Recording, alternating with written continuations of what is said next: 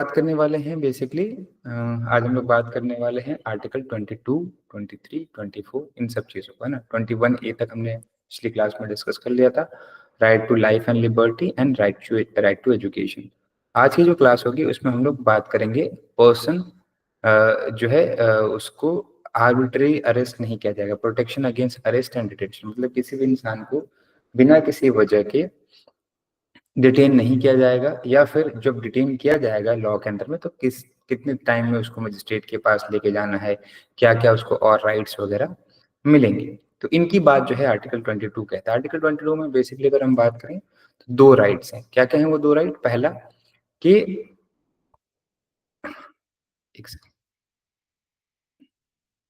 पहला कि भाई आपका कि आपको जब भी अरेस्ट किया जाएगा तो आपको ग्राउंड ऑफ अरेस्ट बताया जाएगा, और उसी के साथ आपको ये मौका दिया जाए कि आप अपने लॉयर से अपने चॉइस के उससे कंसल्ट करो। तो ये वाला जो राइट है आर्टिकल 22 क्लाउज 1 में दिया है। दूसरा जो राइट है वो आपका दिया गया है कि आपको जब भी अरेस्ट किया जाएगा तो आपको मजिस्ट्रेट के सामने 24 आवर के अंदर में प्रोड्यूस किया जाएगा, और 24 आवर के बाद अगर आपको डिटेन करके रखना है तो वहां पे मजिस्ट्रेट की ऑर्डर लेनी पड़ेगी। अगर मजिस्ट्रेट ने ऑर्डर देने से मना कर दिया एक्सटेंशन मतलब कि फर्दर डिटेंशन के लिए, तो वहां पे फिर आपको अरेस्ट अगर किया गया है तो इलीगल होगा।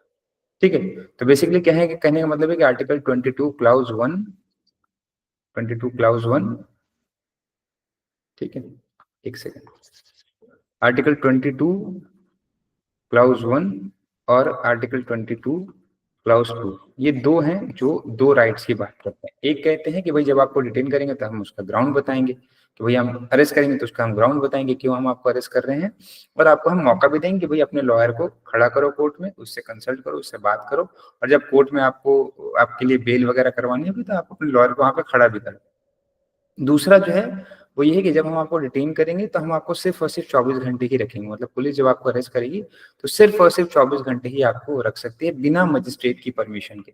उसको 24 घंटे के अंदर में मजिस्ट्रेट के सामने प्रोड्यूस करना पड़ेगा, और वो मजिस्ट्रेट से अगर परमिशन मिलती है तभी 24 घंटे के बाद आपको फर्दर डिटेंशन में रख सकते हैं। ठीक है, तो ये जो पूरे राइट्स हैं बेसिकली ये उन राइट्स की उन उन सिचुएशन में मिलते हैं जब आप कोई क्राइम करते हैं और उसके बाद आपको अरेस्ट किया जाता है।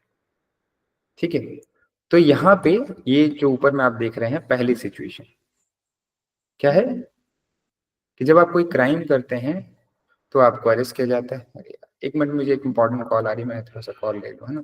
सब वीडियो क्लास में ही रहिएगा, एक मिनट बस।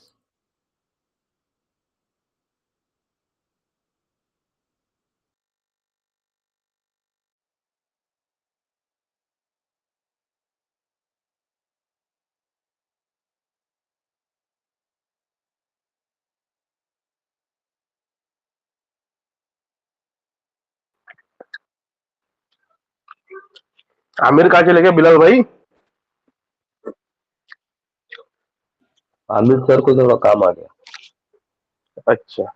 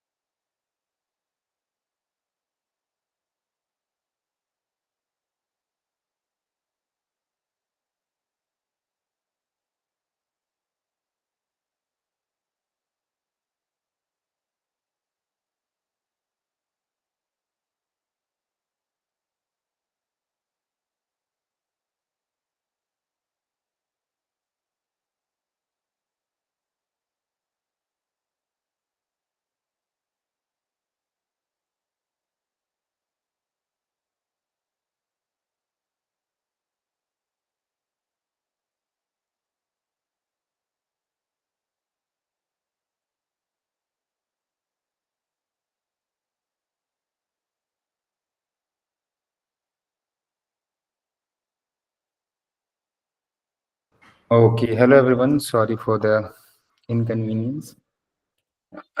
तो हम लोग डिस्कस कर रहे थे कि दो तरीके के मतलब डिटेंशन होते हैं। एक होता है प्रिवेंटिव डिटेंशन और एक होता है आपका प्यूनिटिव डिटेंशन, है ना। प्यूनिटिव डिटेंशन मतलब ये होता है कि किसी ने क्राइम किया है एंड देन उसके बाद जो है उसको सजा के लिए हम उसको अरेस्ट कर रहे हैं। और एक होता है प्रिवेंटिव डिटेंशन, मतलब कि कोई इंसान क्राइम करने जा रहा है हमको, या फिर हमको लग रहा है कि वो क्राइम करेगा और हम उससे पहले ही उसको अरेस्ट कर लेते हैं। तो ये जो राइट है, ये जो हमने यहाँ राइट पढ़े, है ना, ये राइट आपके प्रिवेंटिव डिटेंशन में, जो ऑर्डिनरी लॉ लॉ में लोगों को अरेस्ट किया जाता है ना, कि मतलब कि किसी ने क्राइम किया एंड देन उसको हमने अरेस्ट कर लिया, है ना। किसी ने किसी का चोरी करी, किसी ने मर्डर किया, किसी ने रेप किया, तो हम उसको अरेस्ट करते हैं, तो उसको ये सारे राइट्स हम लोग यहाँ पे देंगे। लेकिन अगर किसी को प्रिवेंटिव डिटेंशन लॉ में, जैसे कि टेररिस्ट एक्ट है ना, एनडीपीएस एक्ट है ना, तो इस इन सब लॉज के अंदर में जो प्रिवेंटिव डिटेंशन होते हैं, जिसमें क्राइम करने से पहले ही पुलिस आपको अरेस्ट कर लेती है ना, टेररिस्ट एक्ट वगैरह, ये सब सारे जो एक्ट होते हैं, इनमें अगर आप लोगों को अरेस्ट किया जाएगा तो ये राइट आपको नहीं मिलेगा।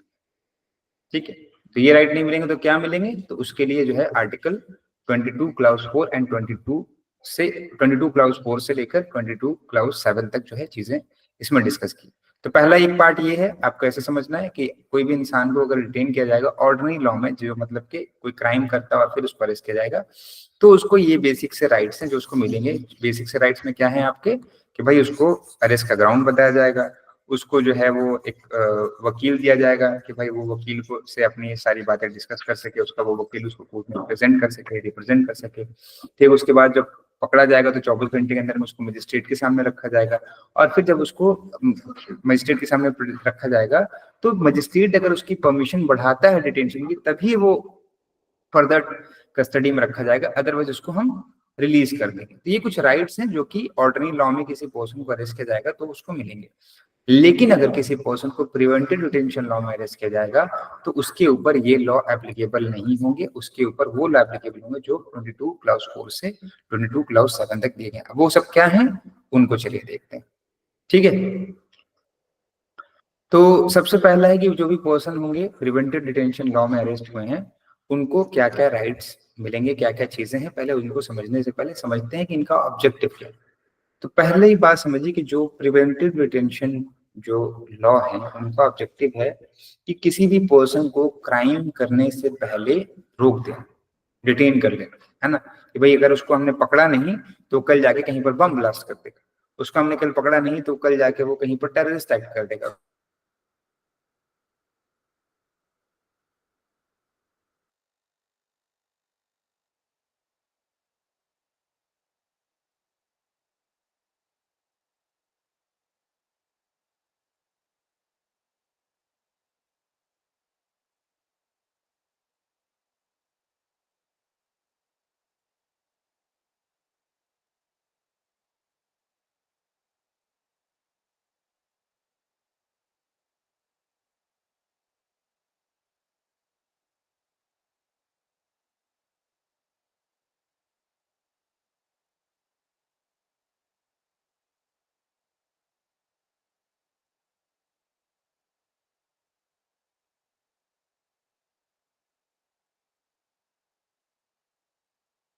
हेलो, चलिए स्क्रीन आपकी आ जाएगी थोड़ा देर में, है ना, तब तक ऐसे ही थोड़ा सा पढ़ते हैं।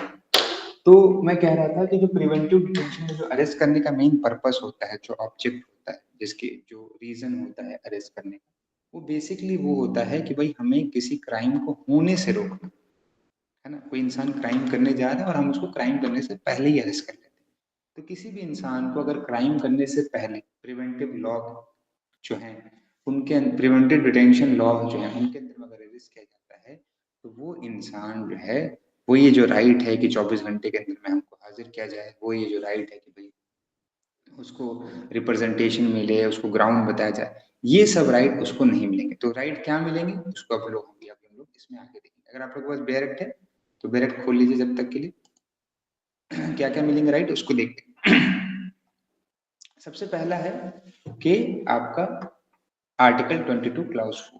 आर्टिकल 22 क्लाउज 4 क्या कहता है,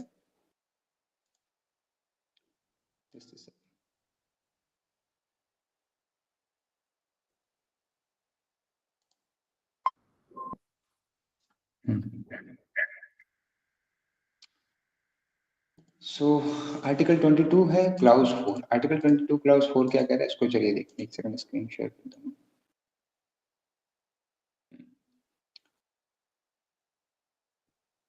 तो आर्टिकल 22 क्लाउज 4 ये कहता है provide that no law providing for preventive detention shall authorise the detention of the person for longer period than 3 months unless advisory board report that detention beyond period of 3 months is necessary।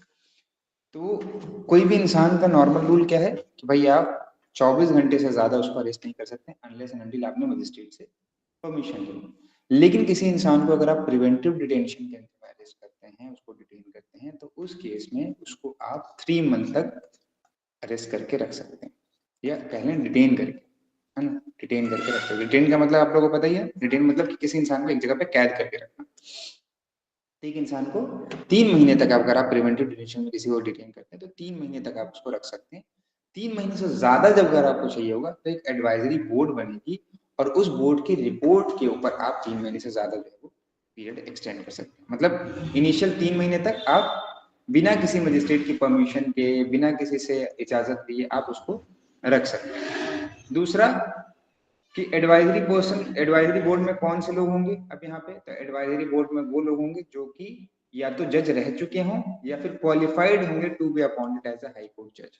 मतलब कि जो भी लोग high court के जज बन सकते हैं या भी जो भी लोग हाई कोर्ट के जज हैं या रह चुके हैं, उन लोगों को एडवाइजरी बोर्ड में रखा जाएगा और उन लोगों के सामने सारी रिपोर्ट्स वगैरह सारी चीजें हम रखेंगे और हम कहेंगे कि इस पर्सन को हमने प्रिवेंटिव डिटेंशन लॉज के अंदर में अरेस्ट किया है, क्या इसको हम 3 महीने से ज्यादा हम और रख सकते हैं या नहीं रख सकते। अगर वो एडवाइजरी बोर्ड परमिशन दे देगा तो रख पाएंगे, अदरवाइज हम नहीं रख पाएंगे। ठीक है, हम मतलब पुलिस यहाँ पे। ठीक है, देन नेक्स्ट आता है क्लाउज 22, आर्टिकल 22 क्लाउज 5। ये क्या कहता है, ये कहता है भाई कि the authority making an order under preventive detention laws shall communicate the ground on which the order is made and shall afford him the opportunity to make representation against the order. अब ये normal जो वाला ऊपर में हमने right दिया था वो राइट यहाँ पर भी हम दे रहे हैं। क्या राइट दे रहे हैं भाई कि भाई जब हम आपको अरेस्ट करेंगे और प्रिवेंटिव डिटेंशन का हम ऑर्डर लेकर आएंगे और आपको हम अरेस्ट करेंगे तो हम आपको ग्राउंड भी बताएंगे कि भैया हम किस ग्राउंड पे आपको हम अरेस्ट कर रहे हैं। हमको ऐसा लग रहा है कि आप आतंकवादी हमला करने जा रहे हैं, हमको ऐसा लग रहा है कि आप कहीं पर बम ब्लास्ट करने जा रहे हैं, हमको ऐसा लग रहा है कि आप जो है वो क्या बोलते हैं आर्म्स एंड एम्युनिशन की तस्करी करने जा रहे हैं किसी कंट्री के साथ में, या फिर आप किसी दूसरे कंट्री के जो आतंकवादी हैं या जो दूसरे कंट्री के जो अटैकर हैं उनको सपोर्ट करने जा रहे हैं, है ना, या फिर आप जो है हमारा जो सीक्रेट इन्फॉर्मेशन है वो किसी दूसरे कंट्री के साथ लीक करने जा रहे हैं, हमको कुछ ऐसा लग रहा है इस वजह से हम आपको अरेस्ट करें। तो ये जो ग्राउंड है वो हम उसको बताएंगे, पहली बात। दूसरी कि हम उसको अपॉर्चुनिटी देंगे to be represented against the order. जो वो ऑर्डर उसको किसी ऑर्डर के अंदर में उसका अरेस्ट किया जाएगा ना, तो उस ऑर्डर के अगेंस्ट में अपने आप को वो किसी से रिप्रेजेंट करवा सकता है। मतलब कि किसी वकील को वो खड़ा कर सकता है कि उसको इस पर्टिकुलर ग्राउंड पे गलत तरीके से अरेस्ट किया गया। ठीक है, तो वो चीज वकील को खड़ा कर सकता है। लेकिन फिर अगेन हम लोग आगे हम बढ़ लें। 22 क्लाउज 6 ये कह रहा है provide that authority may refrain from disclosing such fact which is in opinion against public interest to disclose. पहले हम कह रहे हैं 22 क्लाउज 5 में कि हम उसको ग्राउंड वगैरह सारी चीजें उसको बात हम बताएंगे कि क्यों भाई आपको अरेस्ट किया जा रहा है। लेकिन सेम उसके बाद हम 22 क्लाउज 6 में कह रहे हैं कि अगर वो चीज पब्लिक इंटरेस्ट के अगेंस्ट होगी वो इन्फॉर्मेशन उसको देना, तो वो हम इन्फॉर्मेशन उसको नहीं देंगे। मान लीजिए कि हमको लग रहा है कि भाई कोई इंसान जो है वो पाकिस्तान को हमारी सीक्रेट इन्फॉर्मेशन दे रहा है। अब क्या क्या सीक्रेट इन्फॉर्मेशन देने वाला है ये हम उसको नहीं बताएं कि भाई हमको लगता है कि तुम ये इन्फॉर्मेशन जो है वो पाकिस्तान को देने वाले थे, इसलिए जो है हमने तुमको अरेस्ट किया। तो अगर हम उसको बता देंगे तो हो सकता है पब्लिक इंटरेस्ट के अगेंस्ट हो जाएगा। कल मान लीजिए वो इंसान छूट जाता है तो कल उसको तो पता चल जाएगा ना कि क्या क्या इन्फॉर्मेशन। ठीक है, सो द पॉइंट इज कि जो भी इंफॉर्मेशन पब्लिक इंटरेस्ट के लिए अगेंस्ट होगी वो चीज हम उस इंसान को डिस्क्लोज नहीं करेंगे। यहाँ पे अथॉरिटी जो है वो अपने आप को रोक सकती है। देन उसके बाद कह रहा है क्लाउज 22(7) कि भाई पार्लियामेंट जो है वो प्रिवेंटिव डिटेंशन पर लॉ बनाएगा कि कैसे चीजें रेगुलेट होगी, कैसे लोगों को अरेस्ट किया जाएगा, कैसे उनके खिलाफ केस चलेगा, सारी चीजें। तो हमने उनके ऊपर बहुत सारे लॉज बनाए हैं प्रिवेंटिव डिटेंशन के ऊपर, है ना। जैसे क्या कहते हैं, टेररिस्ट एक्ट बनाया है, टेररिस्ट एक्ट है, और बाकी सारे एक्ट है, यूएपीए है। ये सारे जो एक्ट है हमारे, वो प्रिवेंटिव डिटेंशन लॉज को, यूएपीए है ना, इसका फुल फॉर्म देख लीजिएगा, यूएपीए है ना, और टेररिस्ट एक्ट, ठीक है। तो ये चीजें हमने बताया। देन उसके बाद जो है सरकमस्टांस, फिर उसमें हमने 3 चीजें बताई कि वो पार्लियामेंट जो लॉ बनाएगी तो उसमें क्या क्या बताएगी, है ना। पार्लियामेंट ने अगर कोई प्रिवेंटिव डिटेंशन के ऊपर कोई लॉ बनाया है तो पार्लियामेंट उसमें क्या क्या चीजें बताएंगी, क्या क्या चीजें उसमें मेंशन करेगी। तो ये कह रहा है कि उसमें बताएंगे circumstances under which and class of person who may be detained for a period longer than 3 months without obtaining opinion of the advisory board. तो हमने ऊपर क्या पढ़ा कि किसी भी इंसान को अगर आप प्रिवेंटिव डिटेंशन में अरेस्ट करते हो तो उसको 3 महीने तक आप अरेस्ट कर सकते हो। 3 महीने के बाद आपको 3 महीने के बाद उसको जो है आपको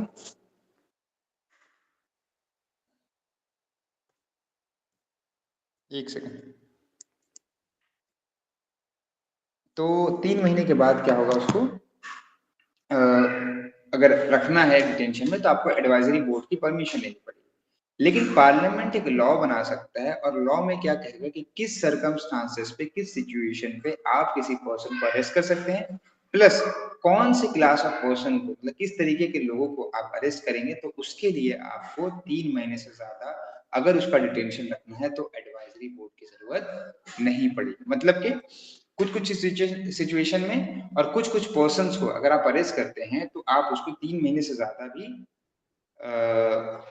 रिटेन करके रख सकते हैं बिना एडवाइजरी बोर्ड की परमिशन लिए। इसके लिए पार्लियामेंट हमारा लॉ बना सकता है। नॉर्मल केस में क्या है कि आप 3 महीने से ज्यादा नहीं कर सकते, आपको एडवाइजरी बोर्ड की परमिशन लेनी पड़ेगी।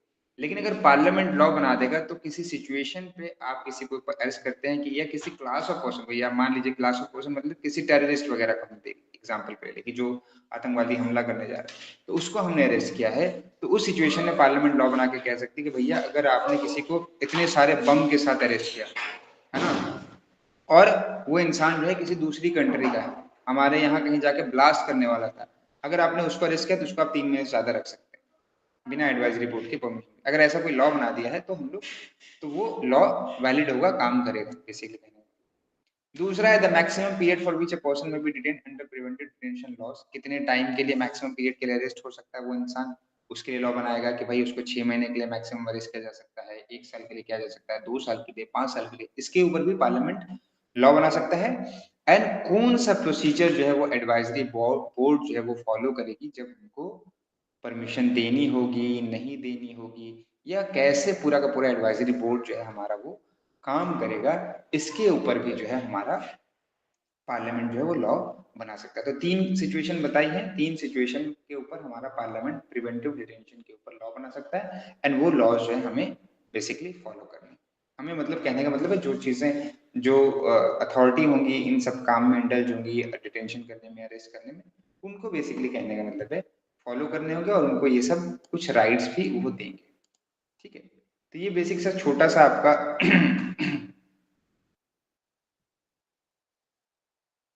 छोटा सा मतलब आर्टिकल है आपका, 2 कैटेगरी में डिवाइडेड है, हमेशा याद रखिएगा। पहला कैटेगरी जो नॉर्मल लॉज के ऊपर बात करता है, तो नॉर्मल लॉज में किसी इंसान को अरेस्ट किया जाएगा तो उसके क्या राइट होंगे, और जो दूसरी कैटेगरी है वो बात करता है कि किसी इंसान को प्रिवेंटिव डिटेंशन लॉज में अरेस्ट किया जाएगा तो क्या हमको रूल रेगुलेशन फॉलो करने होंगे। एंड द लास्ट इसमें ये कहता है कि पार्लियामेंट प्रिवेंटिव डिटेंशन लॉज के ऊपर अपना जो है वो रूल्स रेगुलेशन जो है नया तरीके से बना सकता है, और क्या क्या पॉइंट पे बनाएगा उस चीजों के बारे में 22 क्लाउज 7 में बताया गया।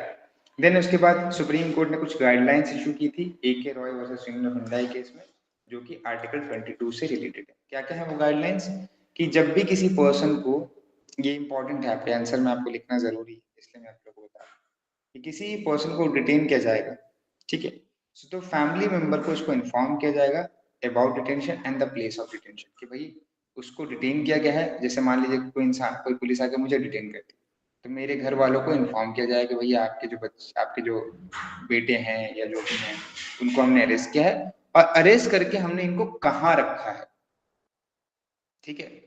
कौन सा पुलिस स्टेशन है, क्या है, कौन सी जगह है जहाँ पे इसको डिटेन करके रखा है, वो चीजें मेरे फैमिली मेंबर को बताई जाएगी।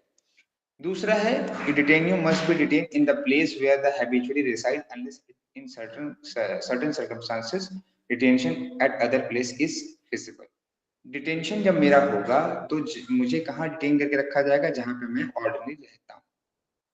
ठीक है, जैसे कि मैं अभी अलीगढ़ में हूँ, तो अगर मेरा डिटेंशन होगा तो मुझे अलीगढ़ में ही रखा जाएगा, अनलेस एंड अनटिल ऐसी सिचुएशन हो कि मुझे यहाँ से कहीं दूसरी जगह ले जाना पड़े, है ना, मेरी सेफ्टी के लिए या कोई अदर जो है वो सिचुएशन आ गई। जैसे कि फॉर एग्जांपल के तौर पे अब कोई आतंकवादी पकड़ा गया किसी रोड में, ठीक है, रोड में से कहीं पर एक आतंकवादी पकड़ा गया। अब उस आतंकवादी को क्या हुआ कि लोग मिलके मारने लगे, पुलिस पकड़ के उसको जहां पर वो रहता था वहीं पर पुलिस लेकर गई। अब लोगों ने क्या किया, पूरे पुलिस स्टेशन का घेराव कर लिया, पत्थरबाजी कर दी कि नहीं उसको हमारे हवाले करो, उसने इतने लोगों की जानें ली हैं पहले और अभी जो है दोबारा से जाने लेने आया है, तो हम उसको जो है वो मारेंगे। तो अब उस चीजों के लिए जरूरी है कि उसको उसको उस जगह से उठा के कहीं दूसरी जगह ले जाकर डिटेन किया जाए, है ना। तो वही कह रहा है यहाँ पे कि एक्सेप्शनल सर्कमस्टांसेस में उसको किसी दूसरी जगह पे जो फिजिबल प्लेस होगा वहां पे जो है डिटेन किया जा सकता है।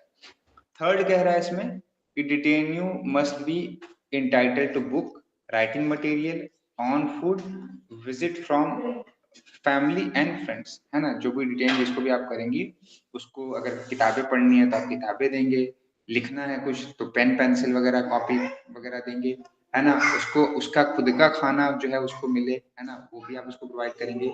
और उसको उसकी फैमिली से मिलने देंगे, मिलने मतलब कि वो नहीं जाएगा फैमिली से मिलने, उसकी फैमिली जो है उससे आके मिल सकती है, उसके फ्रेंड जो है उससे आके मिल सकते हैं। एक रीजनेबल टाइम 5 मिनट 10 मिनट का जो रहता है वो कोर्ट में दिया जाता है। देन उसके बाद जो है he must be keep separately from those who convicted. अब देखिए किसी इंसान को डिटेन किया गया है ना, तो अभी उसके खिलाफ क्राइम प्रूफ नहीं हुआ, ठीक है, अभी उसके खिलाफ केस चलेगा, सारी चीजें होंगी, कल जाके अगर प्रूफ हो जाए कि उसने कोई क्राइम किया है वगैरह कुछ है, तो उस सिचुएशन पे उसको जो है सजा मिलती है। तो कन्विक्टेड पर्सन कौन होते हैं, किसी को मालूम है? Who is the convicted person?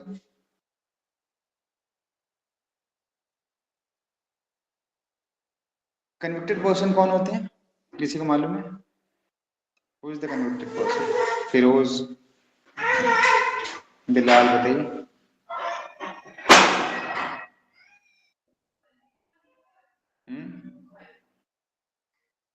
Convicted person कौन होते हैं?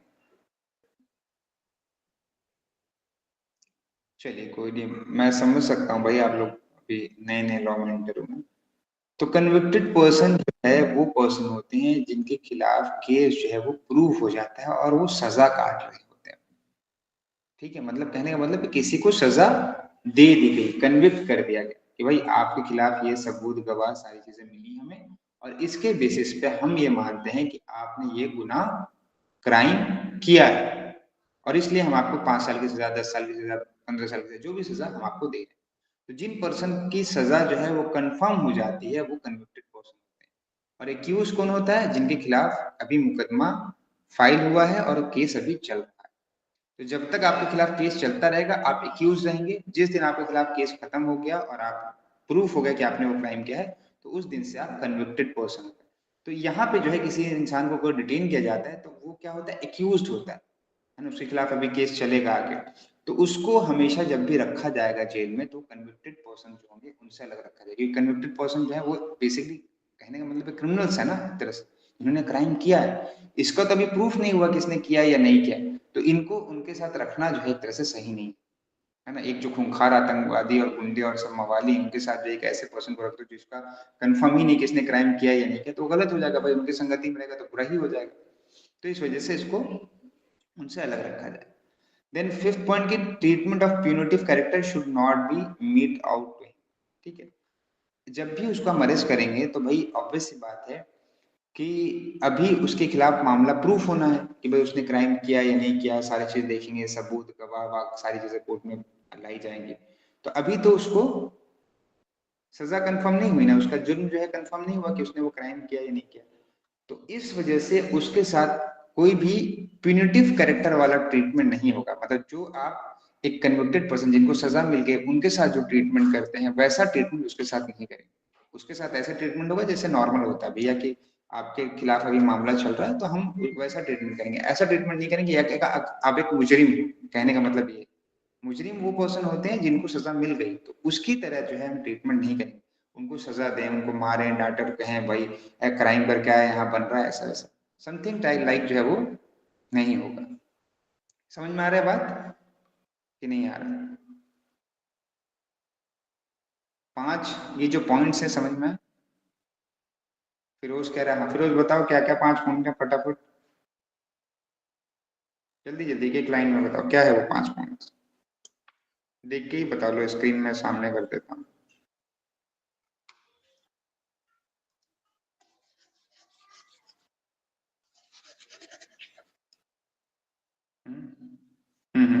सर ये इस केस में सर 11 शेड्यूल कोर्ट ने ये किए थे ना सर? 11 शेड्यूल, हाँ, 11 रूल ऐसा कुछ तो। 5 रूल लेट डाउन 5 किए हैं। रूल। 5 रूल को बताना है कि क्या लेट डाउन किया।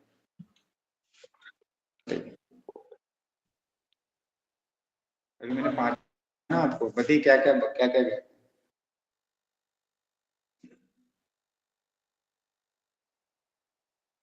चलो बिलाल तुम बताओ क्या है 5 rule guideline. After detenting the family members of the detenting schedule, inform about detenting and place of detention.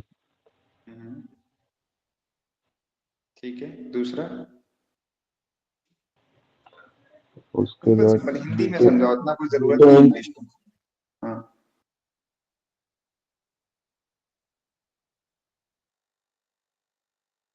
दूसरा कि जहां पे वो रहता है वहीं डिटेन किया जाएगा, है ना, एक्सेप्ट कि कुछ ऐसा सर्कमस्टांसेस है जिसकी वजह से उसको कहीं और जगह पर जाकर डिटेन करना पड़े, मतलब कैद, डिटेंशन का मतलब है कैद। सो कैद वहीं जगह पे किया जाएगा जहाँ पे वो जनरली रहता है। जैसे आप लोग अभी कहाँ रह रहे हैं, पुणे में रह रहे हैं मान लीजिए, तो पुणे में अगर कोई क्राइम आपको डिटेन किया गया तो आपको पुणे में रखा जाएगा। मैंने कोई क्राइम किया तो मुझे अलीगढ़ में रखा जाए, कहने का मतलब ये है। अनलेस एंड अनटिल ऐसा सिचुएशन हुआ कि मुझे कहीं दूसरी जगह शिफ्ट करना है, ठीक है। उसको बुक्स वगैरह दी जाएगी, राइटिंग मटेरियल दिया जाएगा, कॉपी पेन, भैया मान लीजिए राइटर हो बहुत बड़ा, बोला कि भैया हम जेल में बैठे किताबें लिखेंगे, उसको बुक्स राइटिंग मटेरियल दिया जाएगा, उसको उसका खाना दिया जाएगा, उसको उसकी फैमिली और उसके फ्रेंड से मिलने का मौका दिया जाएगा, मतलब उसकी फैमिली उसके फ्रेंड जो उसके पास मिलने आ सकते हैं जेल में 5-10 मिनट के लिए। उसके बाद उसको सेपरेट रखा जाए कन्विक्टेड पर्सन से। कन्विक्टेड पर्सन कौन होते हैं? जो सजा काट रहे होते हैं अपने जुर्म की, जिनके खिलाफ जो है केस जो है वो प्रूफ हो चुका होता है।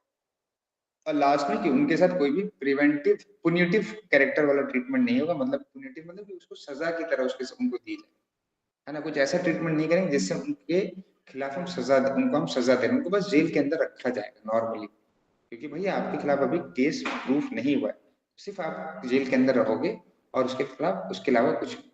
ठीक है, चलिए आगे बढ़ते हैं। नेक्स्ट जो हमारा राइट है that is right against exploitation. Exploitation का मतलब क्या होता है? एक तरह से शोषण होना, है ना, होता है ना कि भाई एक्सप्लॉइट कर रहे हैं आपको, परेशान करना, है ना, एक तरह से आपके राइट और इसका जो है गलत यूज करना बेसिकली। तो right against exploitation 23 and 24 article जो है वो इसकी बात करता है। 23 कहता है कि prohibition of trafficking in human being and force labour. अब trafficking in human being and force labour का क्या मतलब होता है कि एक इंसान को एक जगह से दूसरी जगह ले जाना, वहां पे काम वगैरह कराना। और फोर्स लेबर का मतलब होता है कि आपसे जबरदस्ती काम कराना या फिर आपसे काम कराकर आपको उतना पैसा नहीं देना जितना आपको देना चाहिए। बॉन्डेड लेबर भी इसमें आता है कि भाई एक होता है ना बंधुआ मजदूर, कि भाई पुराने जमाने में आप लोगों को पता हो कि हम लोग साहूकार से जमींदार से कर्जा ले लेते थे, और उस कर्जा को चुकाने के लिए हम लोग दिन रात उसकी जमीनों पे खेती और जो है हल जोत रहे, लेकिन वो कर्जा चुक ही नहीं रहा और उसके बदले हमको वो 1 रुपया नहीं दे रहा, कहा कि तुमने जो कर्ज लिया था उसी कर्ज को तुम चुका रहे हो। सो द पॉइंट इज कि जो आर्टिकल 23 है वो प्रोहिबिट करता है ट्रैफिकिंग ऑफ ह्यूमन बीइंग और फोर्स लेबर, और आर्टिकल 24 जो है वो प्रोहिबिट करता है employment of children in the factories और हैजार्डस इंडस्ट्री बेसिकली। तो जो चाइल्ड होंगे वो 14 साल तक क्या होंगे, उनको किसी भी फैक्ट्री में हैजार्डस एरिया जो हैजार्डस जो इंडस्ट्रीज वगैरह उनमें जो है काम नहीं कराया जाएगा। तो आप लोग कभी भी देखेंगे कि जो मील वगैरह है, जो पटाखे बनाने वाली फैक्ट्री वगैरह है, इन सब जगहों पे चाइल्ड का एम्प्लॉयमेंट नहीं होता। हालांकि आपको मिलते होंगे चाय की दुकान में, शॉप में, इन सब जगह पे, लेकिन उन सब जगहों पे जो डेंजरस जगह है, जहाँ पे खतरा का काम है, खतरों भरा काम है, उन सब जगहों पे बच्चों का एम्प्लॉयमेंट प्रोहिबिटेड है अप टू 14 ईयर। क्यों है? इसके पीछे का एक रीजन है। हम लोग क्या पढ़ते हैं आर्टिकल 21A में कि भाई जो भी बच्चा 6 से लेके 14 साल तक का है उसको फ्री एंड कंपलसरी एजुकेशन मिलेगा। तो अब अगर हम उनको जॉब करना अलाउ कर देंगे कि बच्चे जो है वो काम भी करेंगे और कहीं पे भी काम कर सकते हैं, तो उस सिचुएशन पे उनके जो एम्प्लॉयमेंट, जो एजुकेशन है, उस पर इफेक्ट करेगा। वो फिर पढ़ाई कोई नहीं करेगा, सब जाके काम ही करेगा। तो भाई काम, एजुकेशन को प्रमोट करने के लिए हमें जरूरी है कि उनके एम्प्लॉयमेंट पे रोक लगे। अगर हम उनके काम पे रोक लगा देंगे तो उनके पास कोई ऑप्शन नहीं बचेगा, वो पढ़ेंगे ही। वो है था ना, तो भाई जो गरीब आदमी है वो क्या करता है कि भाई बोलता है कि तुम पढ़ लिख के तो कुछ करोगे नहीं, चलो जाओ काम करो।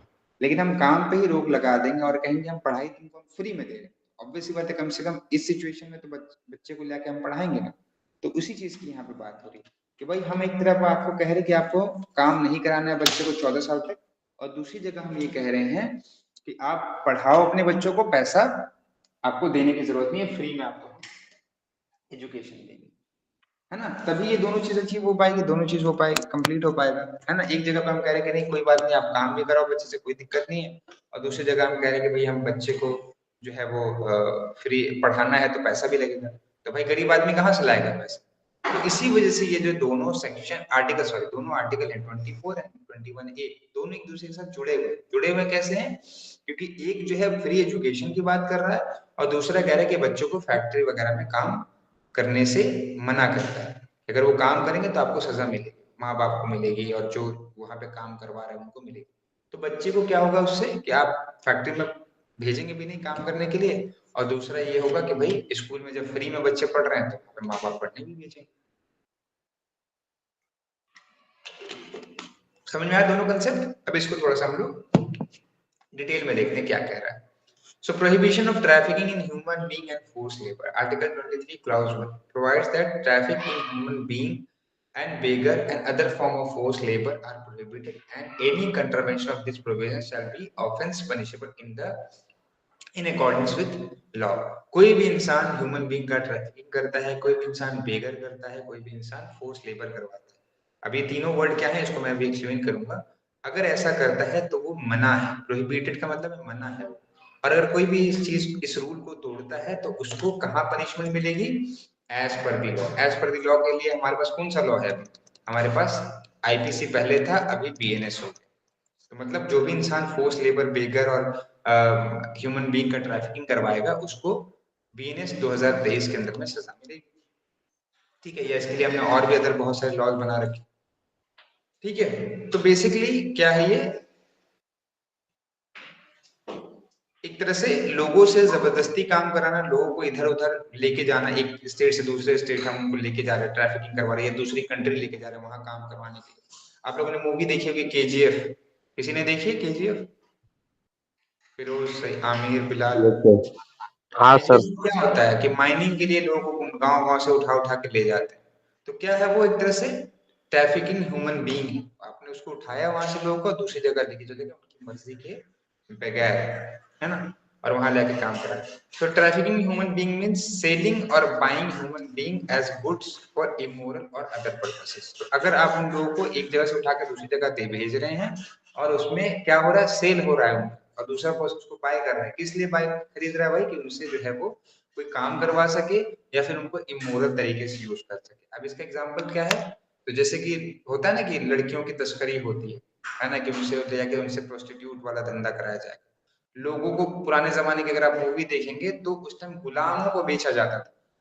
एक इंसान को नाव में बैठा के 8 10 50 गुलाम लेकर आते थे।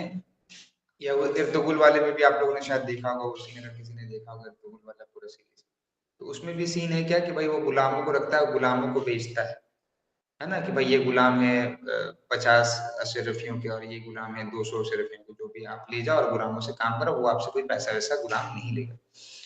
सो द पॉइंट इज किसी भी पर्सन को बाय करना, सेल करना, ठीक है, एक जगह से दूसरी जगह, और पर्पस क्या है, पर्पस क्या है कि उनसे कोई इमोरल काम करवाना या फिर उनसे कोई अदर काम करवाना है ना, लेबर की तरह आप उनसे काम करा रहे हो बिना उनको कोई पैसा वैसा दे। तो ये सारी चीज क्या होंगी, ट्रैफिकिंग में है, ह्यूमन ट्रैफिकिंग। दूसरा है इसमें बेगर वर्क। तो बेगर का मतलब होता है इनवॉलंटरी वर्क विदाउट पेमेंट। आप सामने वाले से काम करा रहे हो लेकिन उसको आप कोई पैसा 1 रुपया भी नहीं दे रहे हो। और यहाँ पे फोर्स लेबर का मतलब होता है either wages are not paid और if paid they are grossly inadequate. Force labour में भी वही है कि आपसे काम कराया जा रहा है तो आपका जो काम का पैसा या तो आपको वो नहीं दिया जा रहा है, या फिर जितना पैसा आपको दिया जा रहा है वो इनएडिक्वेट है। इनएडिक्वेट का मतलब है कि जो वो कम है। मिलना चाहिए था आपको 100 रुपए लेकिन आपको मिल रहा है 10 रुपए। समझा की बात, ये चीज है यहाँ पे। उसके बाद एक इसमें एक्सेप्शन है इसका, ध्यान रखिएगा। एक एक्सेप्शन है जो मैंने पहले नहीं पढ़ा है, अब समझा रहा हूँ क्योंकि अब आपको अच्छे समझ आएगा। सेक्शन 23 क्लाउज 2 में ये कहा गया है कि provides that state can impose compulsory service for public purposes. क्या है भाई ये, कल की डेट में अगर स्टेट को ये लगता है कि हमारा पाकिस्तान से वॉर हो गया, ठीक है, अब हमें कुछ आर्मी की जरूरत है, कुछ वॉलंटियर्स की जरूरत है, कुछ हमें मेडिकल पर्सन्स की जरूरत है, कुछ हमें कोई और सर्विसेज के लिए जरूरत है, तो वो आप लोगों से जबरदस्ती काम करवा सकता है बिना पैसे दिए। ठीक है, आपको काम करना पड़ेगा and that will not come under the definition of beggar और फोर्स लेबर। बट स्टेट जो है वो जब भी ऐसा कुछ करेगा तो कोई डिस्क्रिमिनेशन नहीं करेगा। ऐसा नहीं करेगा कि भैया आर्मी में लड़ने जा रहे हो तो SC ST वाले जो है वो ही उन्हीं को आर्मी में डाला जाएगा, है ना, लड़ने के लिए। और जो OBC कैटेगरी के होंगे या जो जनरल कैटेगरी के होंगे और या जो अमीर लोग होंगे उन लोगों को लड़ाई वड़ाई नहीं करनी, उनको बस जो घायल लोग हैं उनको बस जो है वो देखना है। तो मतलब ये लोग सब सेफ हैं और जो SC ST कैटेगरी के लोग हैं या जो गरीब लोग हैं उनको हम लड़ने भेज रहे हैं मरने के लिए। सो बेसिकली कहने का मतलब है जब हम उठाएंगे लोगों को काम के लिए तो हम जनरली सबको उठाएंगे, यहाँ पे कोई caste based, sex based, gender based discrimination नहीं करेंगे। ठीक है, तो ये जो आर्टिकल 23 बेसिकली राइट है ये आपका स्टेट के अगेंस्ट नहीं है, प्राइवेट इंडिविजुअल के भी अगेंस्ट है। मतलब कि कोई इंसान, अगर स्टेट हमारा खुद ये काम कर रही है तब भी जो है वो हम इस राइट को मांग सकते हैं। या फिर हमारा कोई इंडिविजुअल है, कोई इंसान कर रहा है, किसी इंसान को खरीद रहा है, बेच रहा है, किसी से जबरदस्ती काम करा के उसको उसका जो मेन पैसा है वो नहीं दे रहा है, तो उन सिचुएशन पे उसके अगेंस्ट में हम इस राइट को क्लेम कर सकते हैं। अभी केस है, केस को देख लीजिएगा, people's union for democratic right versus union of India. ये बेसिकली एक NGO है ना, people's union for democratic rights versus union of India. 1982 का केस है। सुप्रीम कोर्ट ने इस केस में कहा है कि लेबर और services to another for less than minimum wage also amount to force labour. किसी इंसान के यहाँ आप काम कर रहे हो, किसी इंसान को आप सर्विस दे रहे हो अपनी, लेकिन जो मिनिमम वेज है, मिनिमम वेज मतलब जो गवर्नमेंट एक पैसा डिसाइड करती है कि आप ये काम कराओगे तो कम से कम इतना पैसा तो आपको देना ही पड़ेगा। ठीक है, उस मिनिमम वेज से अगर आपको पैसा वो इंसान कम दे रहा है आपकी सर्विस के लिए, आपके लेबर के लिए, तो वो आपका फोर्स लेबर। ठीक है, देन उसके बाद नेक्स्ट केस है दीना वर्सेस यूनियन ऑफ इंडिया। इस केस में कोर्ट ने कहा है कि labour taken from prisoner without paying proper remuneration is violative of article. अब जेल में आप लोगों को पता होगा, मूवी में भी देखा होगा, शोले वगैरह में आप लोगों ने, कि लोगों से पत्थर तुड़वाए जाते हैं, उन लोगों से भी काम कराया। संजय दत्त भी गया था जेल में तो उससे भी काम कराया गया था। जब वो निकला जेल से बाहर तो उसने बहुत सारा पैसा उसको एज ए सैलरी उसकी मिली थी।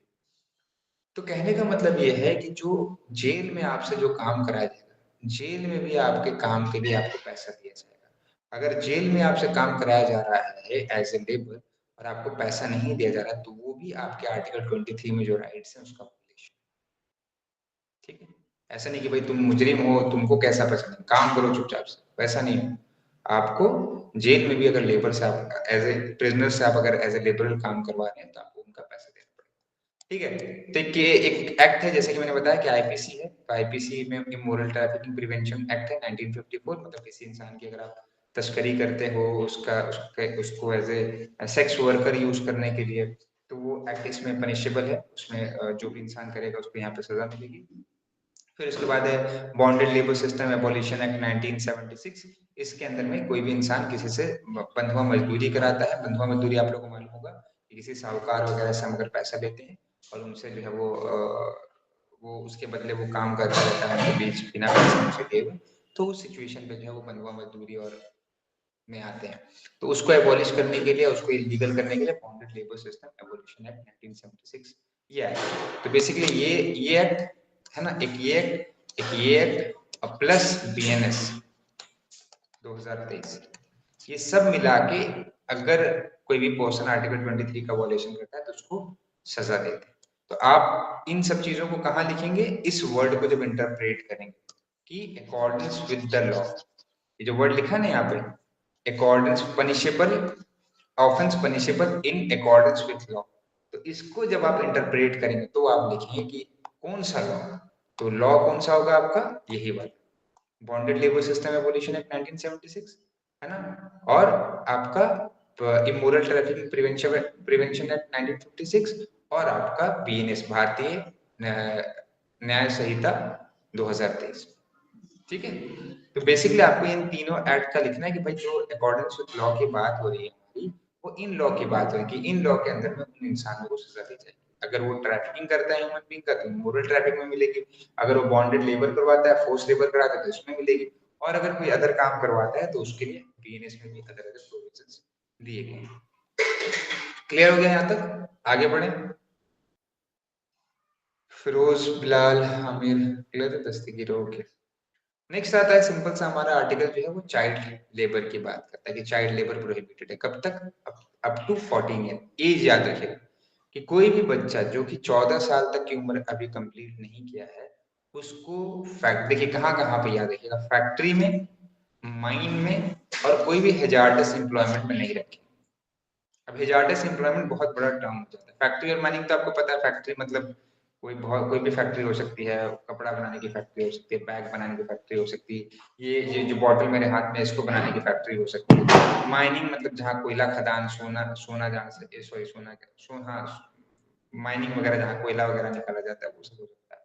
तो वो बेसिकली, लेकिन हेजार्डस एम्प्लॉयमेंट क्या, हेजार्डस एम्प्लॉयमेंट का मतलब है कि ऐसा वर्क जिसमें आपको जान का खतरा, there is a risk of life, है ना, तो ऐसा कोई भी काम उस पर्सन, उस बच्चे को जो कि 14 साल तक का है उससे नहीं कराया जाए। इसके अलावा कोई अदर है तो वो कर सकता है, चाय की दुकान पे काम कर रहा है, पंचर की दुकान पे काम कर रहा है ना, बुक स्टॉल पे बैठा है, ये सब चीजें अलाउड है।